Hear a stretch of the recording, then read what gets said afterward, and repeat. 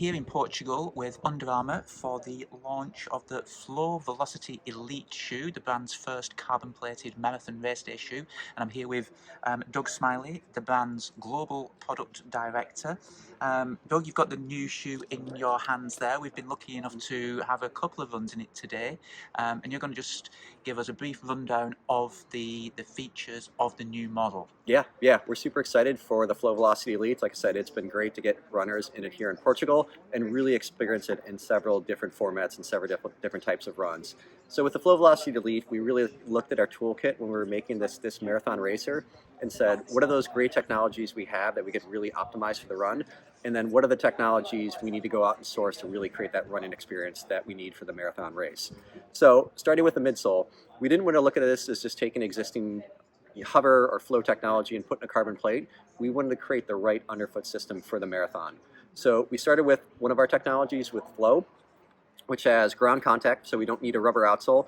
It's an amazing system because Flow has ground contact durability, but it's also a cushioning system on its own. So in other shoes, we've made a whole midsole out of Flow.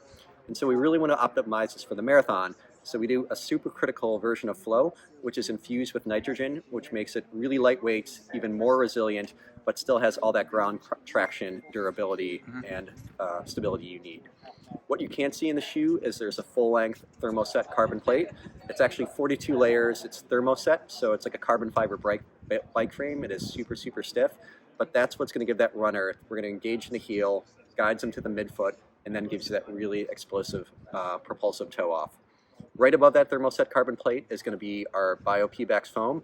So we have a proprietary durometer and fill rate here to make sure we're really optimizing that compliance and bounce so the runner sinks into the shoe and really engages the plate, but it has enough bounce and resiliency where it's efficient enough to keep them on the platform, moving them forward efficiently and making sure they're not losing energy as they move through toe off. Above that P-Bax, a lot of other brands are just using really thin die-cut sock liners that don't have any cushioning properties. We use a TPE sock liner, which has a lot more bounce, a lot more resiliency, and we did a lot of A/B testings with runners to say, can you notice this bounce? And it was phenomenal feedback of having that extra layer of cushioning closer to the foot really makes a difference in that run experience to make it feel like it's bouncing them and moving them forward.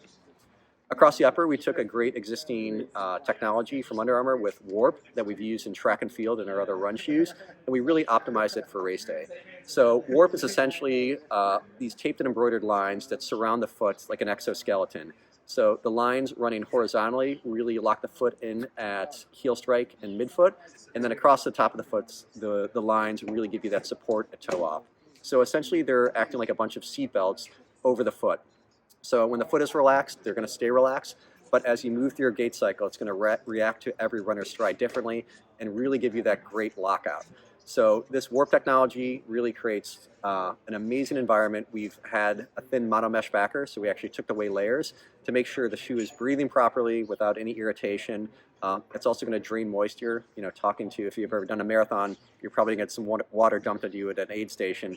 So we're going to make it as hydrophobic as possible, as light as possible, but making sure we're giving that runner that consistent hold from the first mile to the last. Across that, we try to be as minimal as possible with all the other characteristics. It's a really minimal heel conner. Even the laces, we made sure they're really, really tactile and just had that right feel and just feel light on top of the foot, and they're also not going to put pressure throughout the gait cycle. So it's really an awesome combination of, like I said, new technologies like the P-Bax foam, but also other Under Armour technologies like Flow and Warp that we've really optimized for a race day solution. Doug, fantastic. Yeah. I've run a couple of times in the shoe today and done a little session in it, and I will certainly be wearing it a few more times this week to get the feel of it and maybe do a hard session on the road. I'm really looking forward to that. But thank you for describing and taking us through the details of the shoe. Completely. Thanks Thank for your you very time. much. Thank you. Appreciate it.